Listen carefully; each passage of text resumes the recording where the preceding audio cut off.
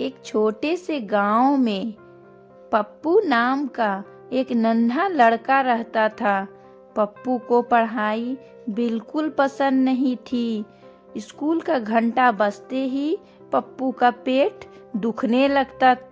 वो कक्षा में भी ठीक से ध्यान नहीं देता था। उसकी कॉपी हमेशा अधूरी रहती थी।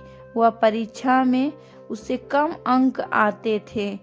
हताशा में एक दिन पप्पू रोते हुए अपनी दादी के पास गया। उसने अपनी परेशानी सुनाई और बताया कि कैसे उसका पढ़ाई में मन नहीं लगता। दादी ने उसे प्यार से गले लगाया और कहा, बच्चा, हर किसी को अलग अलग चीज़ें अच्छी लगती है। हो सकता है पढ़ाई अभी तुम्हें थोड़ी मुश्किल लगे, लेकिन इसका मतलब ये नहीं कि तुम कुछ नहीं सीख सकते। दादी ने पप्पू को अपने बगीचे में ले जाकर दिखाया कि कैसे छोटे छोटे बीज धूप और पानी की मदद से बड़े पौधे बनते हैं। उन पौधों पर मधुर फूल और स्वादिष्ट फल आते हैं। उसने कहा, पढ़ाई भी कुछ ऐसी ही है। ये तुम्हारे दिमाग के बीजों को सींचती है और उन्हें बड़ा बनाती है।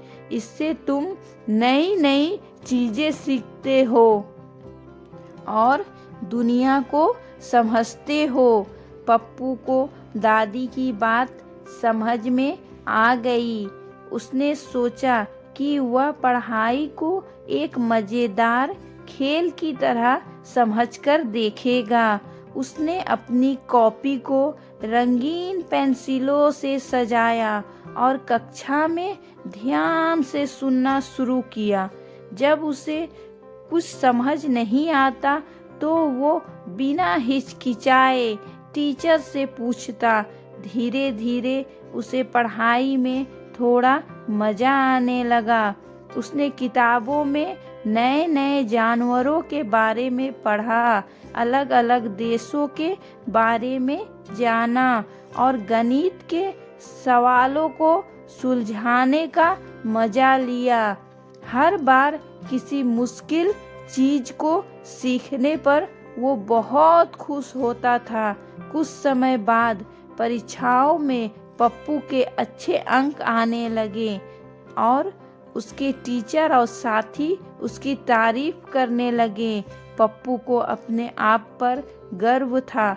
उसने सीख लिया था कि मेहनत करने और हार ना मानने से हर मुश्किल काम आसान हो जाता है। पप्पू की कहानी हमें सिखाती है कि हर बच्चे में कोई न कोई खूबी होती है। पढ़ाई भले ही थोड़ी मुश्किल लगे, लेकिन मेहनत और लगन से इसे आसान बनाया जा सकता है।